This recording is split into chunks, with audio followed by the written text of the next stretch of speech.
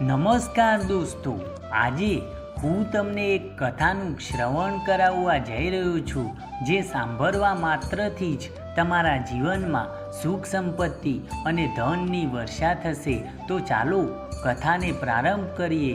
માતા પાર્વતી ભગવાન શિવને કહે છે, હે પ્રભુ, મેં જોયું છે કે પૃથ્વી પર ઘણી સ્ત્રીઓ અને પુરુષો પોતપોતાના જીવનસાથીઓ સાથે પ્રેમ અને સમર્પણથી પોતાનું જીવન ગુજારે છે.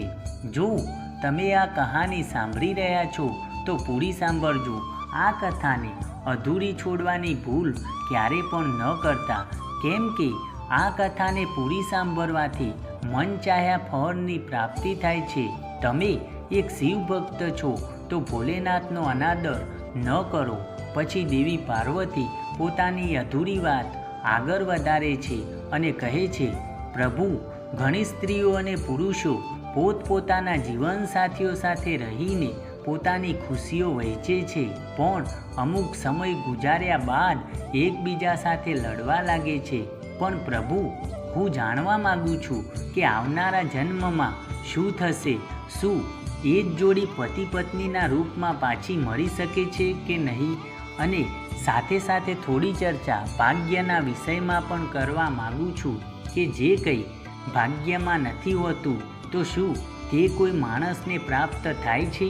ત્યારે ભગવાન શિવ કહે છે, પાર્વતી, હું તમારા મનની વાત સમજી ગયો. હવે હું તમને એક નાનકડી કહાની સંભળાવીશ.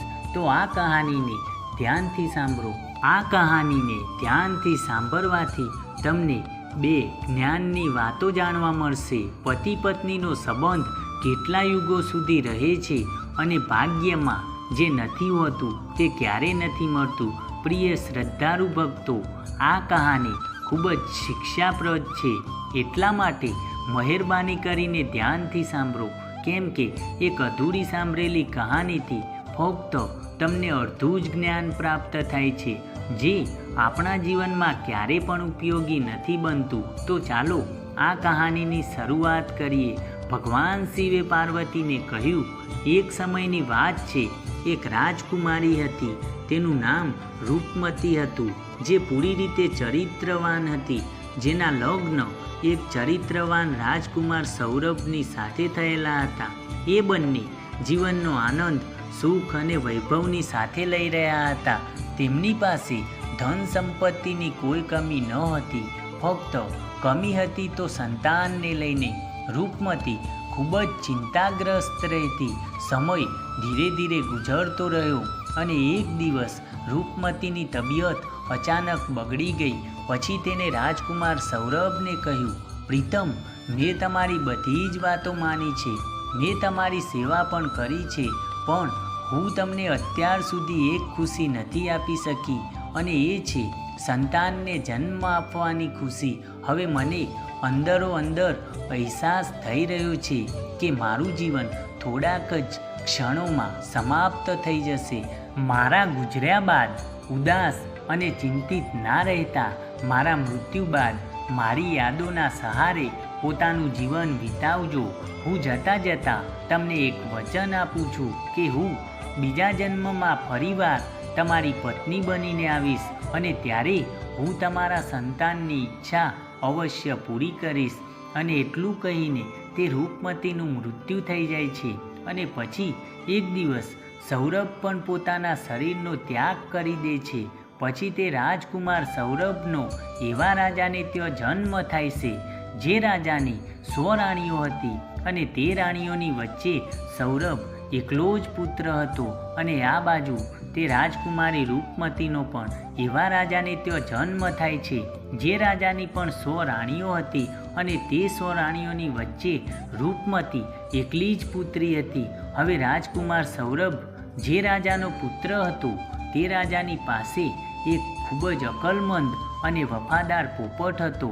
રાજા તે પોપટ પાસેથી ઘણા વિષયમાં સલાહ લેતો હતો, અને તે પોપટની સલાહ રાજા માનતા પણ હતા. ખૂબ જ મોટી મોટી સમસ્યાઓમાં રાજા પોપટની સલાહ અવશ્ય લેતા હતા. એક દિવસે રાજા તે પોપટની પાસે ગયા અને પોપટને કહ્યું, હે પોપટ, હું તને આજે એક ખૂબ જ મોટી જવાબદારી સોંપવા જઈ રહ્યો છું, જે તારે અવશ્ય પૂરી કરવી પડશે. ત્યારે પોપટે કહ્યું, બોલો મહારાજ, હું તમારા માટે કંઈ પણ કરવા માટે તૈયાર છું. ત્યારે રાજાએ કહ્યું, પોપટ, તું તો જાણે છે મારો એક જ પુત્ર છે અને હું મારા પુત્ર માટે કેવી વહુ શોધવા માગું છું. તને ખબર છે?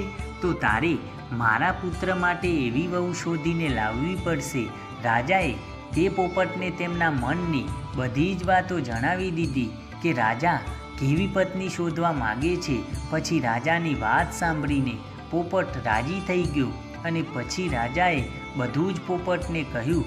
પછી પોપટ રાજાને બોલ્યો, મહારાજ, તમે જેવી વહુ શોધવા ઈચ્છી રહ્યા છો, તમને જેવી રાજકુમારી પસંદ છે, તો તમે એક ચિઠ્ઠી લખીને તે ચિઠ્ઠી મારા પગ પર બાંધી દો અને પછી આગળનું કામ મારા ઉપર છોડી દો. હું એવી જ રાજકુમારી શોધીને લાવીશ જેવી રાજકુમારી તમને પસંદ છે. ભગવાન શિવ ત્યારે બતાવે છે પાર્વતી. પોપટની વાત સાંભળીને રાજા એક ચિઠ્ઠી પર તેમની પસંદની રાજકુમારી વિશે લખી દે છે કે તેઓ કેવી રાજકુમારી લાવવા ઈચ્છી રહ્યા છે અને તે ચિઠ્ઠીને પોપટના પગમાં બાંધી દે છે. હવે તે પોપટ એક પડોશી દેશમાં જઈ પહોંચે છે, જ્યાં ખૂબ જ તેજ વરસાદ વરસી રહ્યો હતો. એટલા માટે તેને એક જંગલમાં આશરો લીધો. ત્યાં તે જંગલમાં તેને એક જૂનું ખોખરું વૃક્ષ જોયું. તેને વિચાર્યું કે આ વૃક્ષ તેના આરામ માટે ખૂબ જ ઉપયોગી બનશે. જેવું જ તે પોપટ પેલા ખોખરા વૃક્ષ પાસે જવાનું વિચારે છે, ત્યારે ત્યાંથી એક અવાજ આવ્યો, તું અંદર નહીં જઈ શકે. જો તું અંદર જઈશ તો આંધળો થઈ જઈશ. પછી પોપટ એવી ડરાવની અવાજ સાંભળીને તે ખોખરા વૃક્ષમાં ના ગયો અને ત્યાં એક જૂનો હિંચકો હતો, જેનો એક તાર તૂટેલો હતો અને તે ત્યાં જઈને બેસી ગયો અને થોડી વારમાં વરસાદ રોકાઈ જાય તેની રાહ જોવા લાગ્યો. અને થોડા ક્ષણોમાં વરસાદ રોકાઈ ગયો અને તે જગ્યા ઉપર એક મેના આવી અને તે પણ પોપટ પાસે આવીને બેસી ગઈ. અને પછી તે બંને ખૂબ જ લાંબા સમય સુધી વાતો કરતા રહ્યા અને તે સમયે પોપટે મેનાને બધી જ વાતો કહી કે તે ક્યાં જઈ રહ્યો છે. પછી પોપટની વાત સાંભળીને મેના પણ કહેવા લાગી, આજની આપણી આ મુલાકાત ખૂબ જ સારી રહી. અને પછી તે પોપટને આગળ કહે છે કે તમે જેટલા તમારા માલિક પ્રત્યે વફાદાર છો, એટલી જ હું પણ મારા માલિક પ્રત્યે વફાદાર છું. તમે તમારા રાજાના પુત્ર માટે કેવી રાજકુમારીની તલાશ કરી રહ્યા છો? પછી પોપટ બોલ્યો, મેના, જેના અંદર બધા જ ગુણો હોય તેવી. પછી મેના બોલી, તો હું પણ મારા રાજાની પુત્રી માટે એટલે કે રાજકુમારી માટે એક એવા રાજકુમારની તલાશમાં છું જેના અંદર સારા ગુણો હોય. પછી તે પોપટ કહેવા લાગ્યો કે મારા રાજાનું કહેવું છે કે આપણે એવા ઘરની રાજકુમારી લાવવાની છે જે રાજાની 100 રાણીઓ હોય, કેમ કે અમારા રાજાને પણ 100 રાણીઓ છે. હવે પોપટે મેનાને કહી દીધું. પછી મેના કહેવા લાગે છે, હું તમારી વાત સમજી ગઈ છું કે તમારા રાજાની પાસે 100 રાણીઓ છે અને અમારા રાજાની પાસે પણ 100 જ રાણીઓ છે. તમારા રાજાની પાસે ફક્ત એક રાજકુમાર છે અને અમારા રાજાની પાસે પણ ફક્ત એક જ રાજકુમારી છે. તમારા રાજાનો રાજકુમાર સર્વગુણ સંપન્ન છે અને અમારા રાજાની રાજકુમારી પણ સર્વગુણ સંપન્ન છે. મેનાએ પોપટને તેના મનની બધી જ વાતો જણાવી અને ત્યાં પોપટે પણ તેમના રાજકુમારની પસંદની વાતો જણાવી. પછી તો તે પોપટ અને મેના રાજકુમારીના દેશમાં આવી ગયા, કેમ કે પોપટ મનમાં વિચારી રહ્યો હતો કે મારા માલિકનું સપનું પૂરું થશે, તેમની ઈચ્છા પૂરી થઈ જશે અને એ જેવી રાજકુમારી લાવવા ઈચ્છે છે, બિલકુલ એવી જ રાજકુમારી મને મળી ગઈ છે. એ જ પ્રકાર જ્યારે પોપટ અને મેના ઉડતા ઉડતા રાજકુમારીના મહેલમાં આવી પહોંચ્યા તો મહેલના એક નોકરે એ બંનેને સાથે જોઈ લીધા.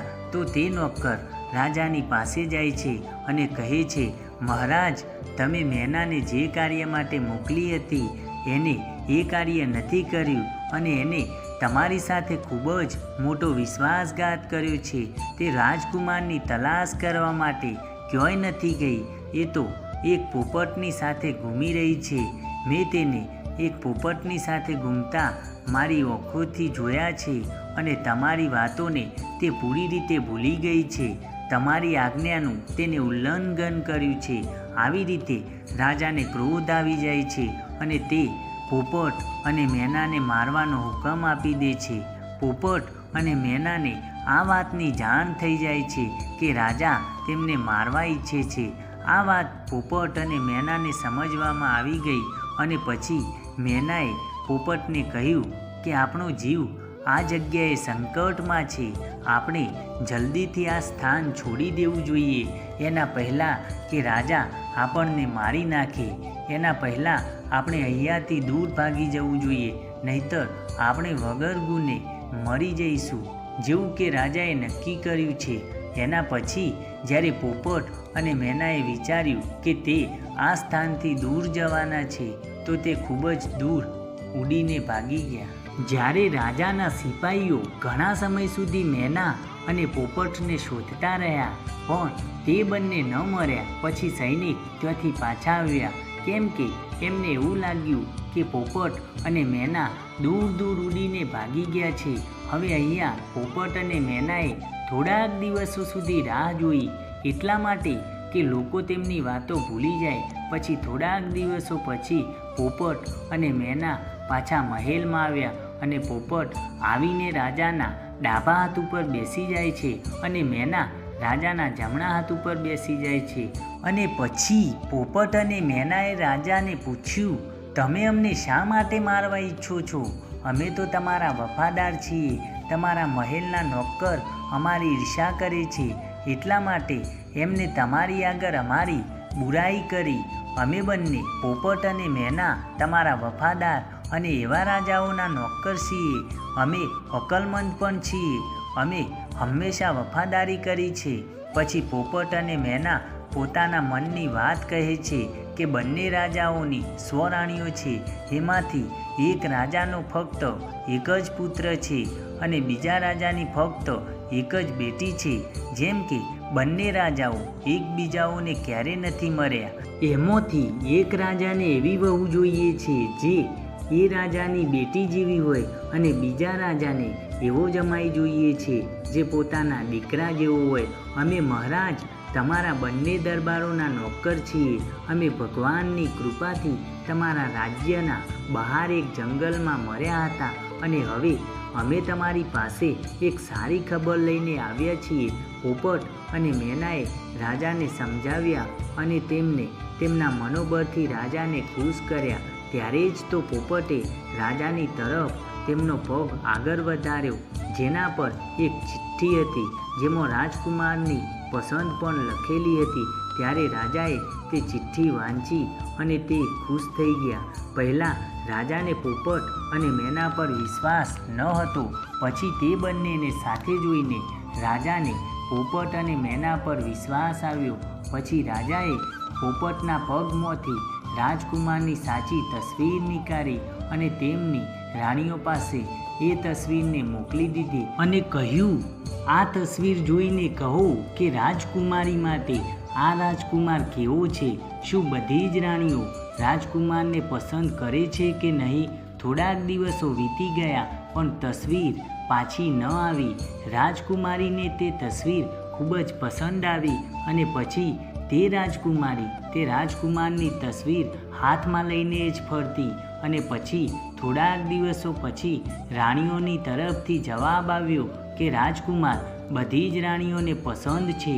હવે એમના લગ્ન જલ્દી થઈ જવા જોઈએ, કેમ કે રાજકુમારીએ રાજકુમારને જોયા વગર જ ફોટાથી પસંદ કરી લીધો છે.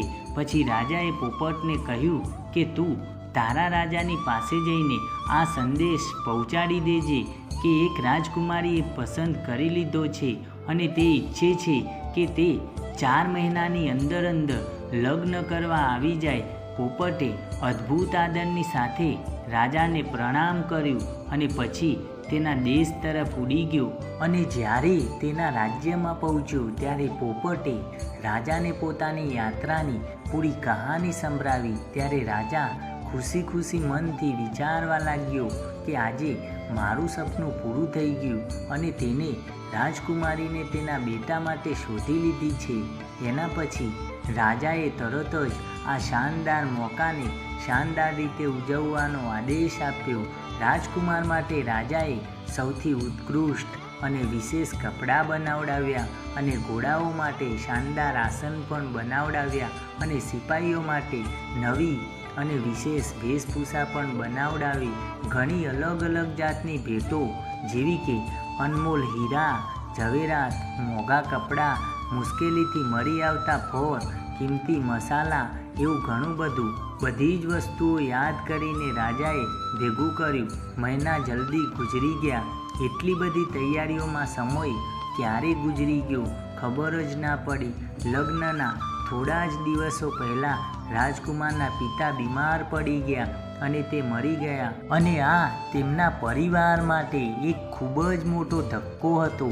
રાજકુમારને તેમના લગ્ન રોકવા પડ્યા કેમ કે આવા સમય પર લગ્ન માટે રાજકુમારનું જવું પોતાના પિતાનું અપમાન થવા સમાન હતું. પછી જેવું જ રાજકુમારના પિતાની મોતનો અફસોસ કરવાનો સમય વીતી ગયો પછી રાજકુમાર પોપટની સાથે રાજકુમારી સાથે લગ્ન કરવા માટે નીકળી પડ્યા. પેલી બાજુ રાજકુમારીનું રાજ્ય ઘણું દૂર ન હતું એટલા માટે રાજકુમાર પોપટની સાથે ખૂબ જ જલ્દી પહોંચી ગયો અને પછી રાજકુમારને પોતાનો ડેરો રાજકુમારીના મહેલના પાસેવાળા બગીચામાં નાખી દીધો. જો કદાચ રાજકુમાર એ બગીચામાં ના ગયો હોત તો સારું હતું કેમ કે ત્યાં તેનો પોપટ મરી ગયો. એ બગીચાના માળીએ એ પોપટને મારી નાખ્યો કેમ કે તે પોપટ એક ખજૂર પર બેસીને ખજૂર તોડી રહ્યો હતો અને રાજકુમારની તરફ તે એ ખજૂરને ફેંકી રહ્યો હતો. એ વાત મારીને પસંદ ના આવી અને તેને એ પોપટને મારી નાખ્યો. હવે જેવી જ તે રાજકુમારના હમસફર પાસે આવી એના થોડા સમય પછી એને સાંભળ્યું કે રાજકુમારીના પિતાએ તેની પુત્રીના લગ્ન એની સાથે કરવાની ના પાડી દીધી છે કેમ કે એના પિતા મરી ગયા છે. હવે બગીચામાં ડેરા નાખ્યાના થોડાક દિવસો પછી રાજકુમારી પોતાની પાલખીમાં બહાર જઈ રહી હતી તો અચાનક તે રસ્તો તેની સામે આવ્યો. જે રસ્તા પર તે બગીચો હતો તેને બગીચા પર નજર નાખી તો તેઓ તેને રાજકુમારને જોયો. પછી રાજકુમારી તે રાજકુમારને ઓળખી ગઈ કેમ કે તેની તસવીર હજુ પણ તેની પાસે હતી. તેને એ સમયે તો કંઈ ના કહ્યું. પછી તેને પોતાની પાલખી લઈને ચાલનારને પાછા ચાલવા કહ્યું કેમ કે રાજકુમારીને તેનો પ્રેમી મરી ચૂક્યો હતો. એ સમયે તેને બધું જ સારું લાગવા લાગ્યું હતું. સાંજે સૂતા સમયે રાજકુમારીને પોતાના જમવામાંથી અડધું ખાધું અને જે બચ્યું હતું અડધું જમવાનું રાજકુમારની તસવીરની સાથે રાજકુમાર માટે મોકલી દીધું. તેને પોતાની નોકરાણીને કહ્યું કે તે રાજકુમારને કહે કે તે એ જમવાનું જમી લે. જો એ જમવાનું ના જમે તો એમાં તે ઓગળી ઘૂસાવી દે. નોકરાણીએ રાજકુમારીના કહ્યા અનુસાર જ કર્યું. જ્યારે રાજકુમારે ખાવાનું ન ખાધું તો નોકરાણીએ તે પ્લેટમાં ઓગળી ઘૂસાવવા માટે કહ્યું. જ્યારે તેને પ્લેટમાં રહેલા અન્નમાં ઓગળી ઘૂસાવી ત્યારે એને વિચાર્યું કે રાજકુમારી મને ખૂબ જ પ્રેમ કરે છે. એવું વિચારીને તેને પોતાના હાથ તે અન્નમાં મિલાવ્યા અને એક પત્ર રાજકુમારી માટે લખીને તેને નોકરાણી દ્વારા મોકલી દીધો. પછી જ્યારે રાજકુમારીએ તે પત્ર વાંચ્યો તો એના મનમાં રાજકુમારને મરવાની ઈચ્છા ઉત્પન્ન થઈ. તેને રાતમાં પોતાનો ઘોડો તૈયાર કરાયો અને તે બગીચાની તરફ ચાલી નીકળી. જ્યાં રાજકુમાર બેઠેલો હતો ત્યારે રાજકુમારીએ કહ્યું, હું તને ખૂબ જ પ્રેમ કરું છું અને એટલા માટે હું છુપાઈને તારી પાસે આવી છું. મારા પિતાજી મને તારાથી લગ્ન કરવાની રજા નહીં આપે.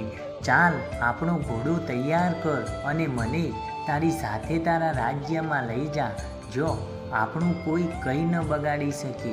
ત્યારે રાજકુમાર અને રાજકુમારી બંને ઘોડે સવારી થઈને રાજ્યના બહારની તરફ ચાલી નીકળ્યા અને તે એક એવા સ્થાન પર જઈ પહોંચ્યા જ્યાં તેમનો જીવ ખૂબ જ જોખમમાં પડી ગયો. તે જે નગરમાં પહોંચ્યા ત્યાં એક જાદુગરની રહેતી હતી. એની પણ એક પુત્રી હતી. જેવી જ તે જાદુગરની દીકરીએ તે રાજકુમારને જોયો તો જાદુગરની પુત્રી રાજકુમારને પ્રેમ કરી બેઠી અને તેની સાથે લગ્ન કરવાનું વિચાર્યું. હવે તો જાદુગરની મનમાં વિચારવા લાગી કે લગ્ન રાજકુમાર સાથે કેવી રીતે થશે.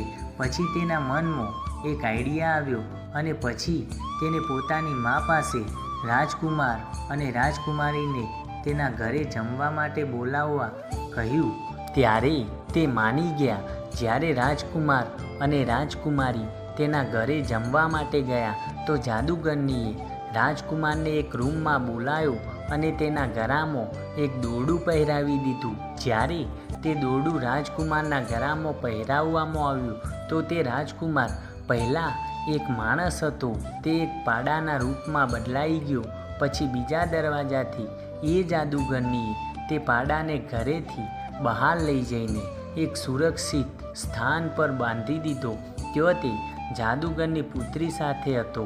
હવે રાજકુમારી જમ્યા પછી પોતાના રાજકુમારને શોધવા લાગી, પણ હવે તો તે રાજકુમાર એક પાડો બની ચૂક્યો હતો અને તે રાજકુમારી રાજકુમારને કેવી રીતે શોધે. હવે આખો દિવસ તે પાડો જાદુગરની પુત્રી જ્યાં પણ જતી ત્યાં તે પાડો આખો દિવસ તે જાદુગરની પુત્રીના પાછળ ફરતો. રાત્રે તે જાદુગરની પુત્રી તે પાડાના ગળામાંથી દોરડું નીકાળી દેતી, જેનાથી તે પાડો એક રાજકુમારના રૂપમાં બદલાઈ જતો અને જેવી સવાર પડતી તેવી જ તે દોરડું રાજકુમારના ગળામાં પહેરાવી દેતી અને ફરીથી તેને પાડો બનાવી દેતી અને દિવસભર ઘૂમતી રહેતી. અને આ બાજુ રાજકુમારી તેના રાજકુમારને મર્યા વગર ઘણા દિવસો વીતી ગયા હતા. રાજકુમારી પાગલોની જેમ રાજકુમારને શોધી રહી હતી. તે ખૂબ જ દુઃખી હતી અને હવે તેને કંઈ સમજાતું ન હતું કે તે કરે તો કરે શું. તે મનોમન વિચારવા લાગી કે રાજકુમાર તેને છોડીને ક્યાં જતો રહ્યો. તે રાજકુમારી ઘણીવાર મનોમન વિચારતી કે રાજકુમાર તેની સાથે વિશ્વાસઘાત ન કરી શકે અને એવું પણ વિચારતી કે રાજકુમાર મારી સાથે વિશ્વાસઘાત કરી ગયો, પણ તે મને તો ખૂબ જ પ્રેમ કરતો હતો અને હું પણ તેને ખૂબ જ પ્રેમ કરતી હતી. કદાચ એવું તો નહીં બન્યું હોય ને કે રાજકુમારને કોઈએ બંધી બનાવી દીધો હોય. હવે તે રાજકુમારી એક આદમીનું રૂપ ધારણ કરે છે અને તે નગરના રાજાની પાસે ગઈ. તે રાજાને તેના મનની વાત કહી. આ બાજુ રાજા રાજકુમારની શકલ, સુરત અને બોલવાના ઢંગથી ખૂબ જ પ્રભાવિત થયો. પછી રાજાએ પોતાના દરબારમાં રાજકુમારીને કોતવાલના પદ પર નિયુક્ત કરી દીધી. હવે તે રાજકુમારી કોતવાલ બની જાય છે, કેમ કે કોતવાલનું આવવું જવું ઘણા બધા ઘરોમાં હોય છે. એટલા માટે એને ઘણા બધા ઘરોના અંદર બહારના રહસ્યો ખબર હોય છે. એ જ પ્રકાર તે રાજકુમારી કોતવાલ બનીને રાજાને તેઓ કામ કરવા લાગી. સમય ધીરે ધીરે ગુજરતો ગયો. ઘણા વર્ષો વીતી ગયા અને એક દિવસ રાજાનું મૃત્યુ થઈ જાય છે. આ બાજુ બધા જ નગરવાસીઓ કોતવાલને રાજા બનાવી દે છે, કેમ કે તે કોતવાલ રાજકુમારીનો વ્યવહાર જનતા પ્રતિ સારો હતો. પછી એક દિવસ એ જ નગરથી એક વ્યક્તિ એક પાડો ખરીદવા માટે તે રાજારૂપી રાજકુમારીની પાસે આવ્યો. તો રાજારૂપી રાજકુમારીએ તે વ્યક્તિનો પાડો ખરીદી લીધો. તે પાડો ખૂબ જ કામનો હતો. તે ગમે તેવી ખોવાયેલી વસ્તુઓને સૂંઘીને બતાવી દેતો. પછી એક દિવસ અચાનક એ પાડો ખોવાઈ ગયો. પછી રાજાએ તે નગરવાસીઓને સૂચના આપી કે આ નગરમાં જેટલી પણ ભેંસ અને પાડાઓ છે એ બધા જ ભેગા કરો. પેલી બાજુ તે સૂચના જાદુગરની પાસે પણ મોકલવામાં આવી. હવે બધા જ નગરવાસીઓ રાજાની સામે એકત્રિત થયા.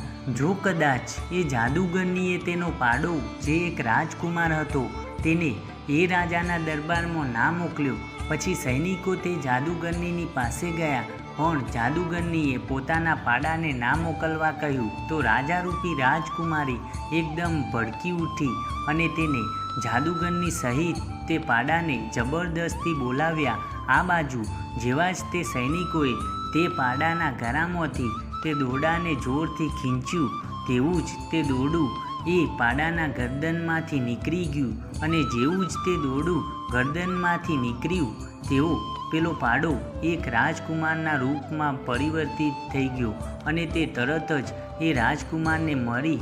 હવે તે જાદુગરની બુઢિયાને પકડીને તે રાજારૂપી રાજકુમારીને તેની પાસે લઈ જવામાં મદદ કરી. ત્યારે રાજકુમારીએ બધા જ નગરવાસીઓને કહ્યું કે મારે રાજકુમારને શોધવા માટે એક આદમીના રૂપમાં આવવું પડ્યું હતું.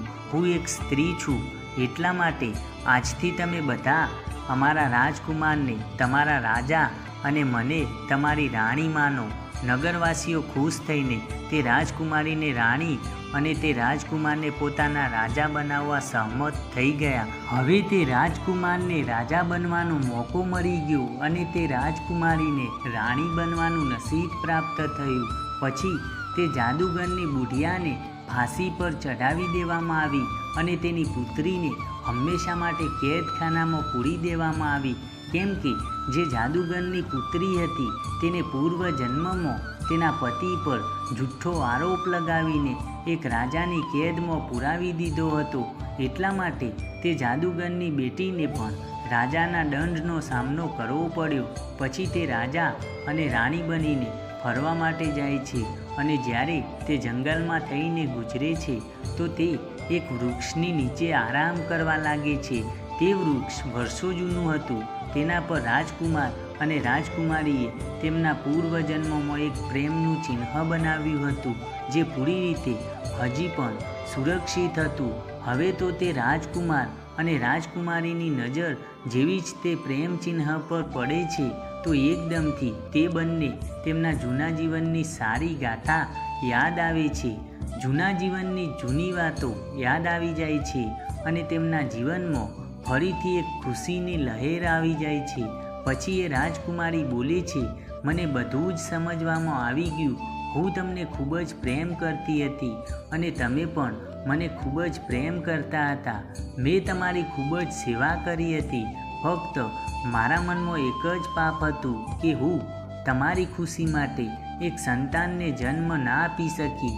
પણ આ જન્મમાં આપણે પાછા મળ્યા છીએ અને પતિ પત્નીના રૂપમાં મળ્યા છીએ.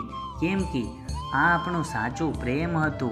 એટલા માટે આપણે બંને એક થઈને મળ્યા અને મને પૂરો વિશ્વાસ છે કે આ જન્મમાં ભગવાન આપણી મનોકામના અવશ્ય સાંભળશે અને તમને સંતાનનું સુખ અવશ્ય મળશે.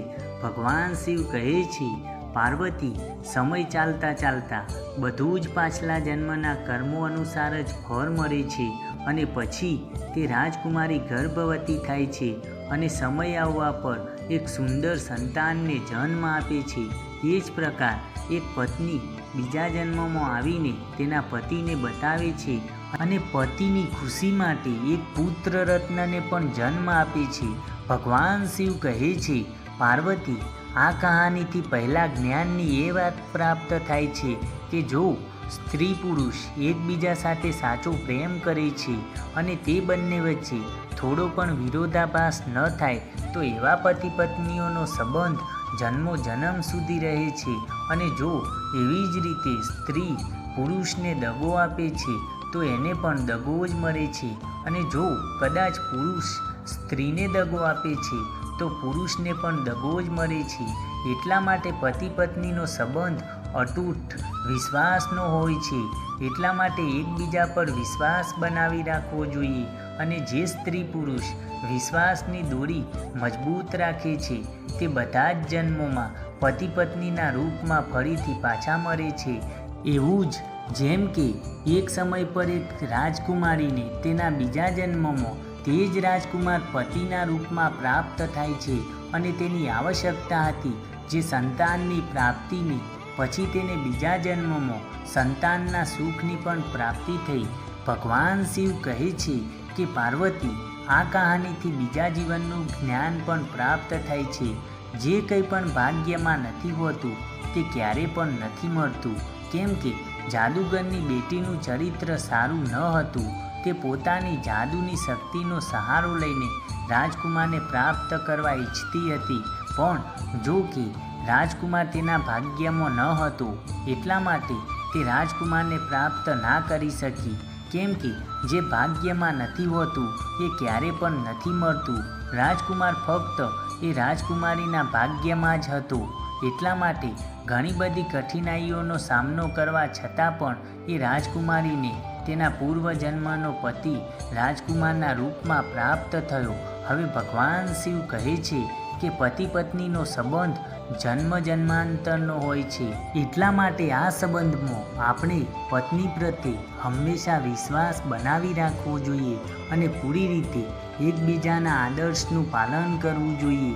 અને જે કંઈ પણ આપણા ભાગ્યમાં નથી હોતું, તો ચાહે આપણે ગમે તેટલા પ્રયત્નો કરી લઈએ તો પણ એ આપણને પ્રાપ્ત નથી થતું. દોસ્તો, ઉમ્મીદ કરીએ છીએ આ વિડીયો તમને ખૂબ જ પસંદ આવ્યો હશે. તો વિડીયો પસંદ આવ્યો હોય તો વિડીયોને એક લાઈક અને ચેનલને સબસ્ક્રાઈબ જરૂરથી કરી નાખજો. તો ચાલો મળીએ આવા જ એક નવા વિડીયોમાં. ત્યાં સુધી ઓમ નમઃ શિવાય.